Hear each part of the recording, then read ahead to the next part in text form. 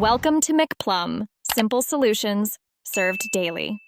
Measure and gather ingredients. 4 cups water, 2 tablespoons loose tea or 3 bags, 1 cup mixed fruit such as berries and sliced peaches, 1 sliced lemon, and 1/2 cup sugar or 1/2 cup honey.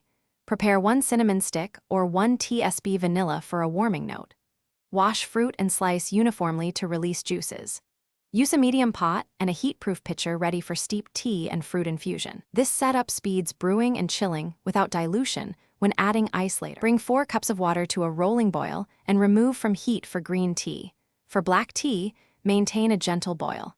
Add 2 tablespoons loose tea to an infuser or directly in the pot and steep 3 to 5 minutes for black or 2 to 3 minutes for green. Add the sliced fruit and lemon during the last 2 minutes of hot steeping to release oils without overcooking the fruit. Alternatively, cold brew by combining tea and fruit in the fridge for 6 to 12 hours for smoother results.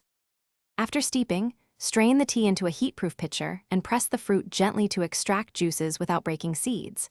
Sweeten while warm and taste. Add up to 1/2 cup more sugar or honey for a sweeter 4-cup batch. Chill the pitcher 1 to 2 hours in the fridge or serve immediately over ice to avoid dilution. Reserve extra ice for cooling. For a sparkling version, add sparkling water at a 1:3 ratio just before serving. Store leftover tea covered in the fridge for 3 to 4 days. Thanks for watching. Stay juicy and subscribe.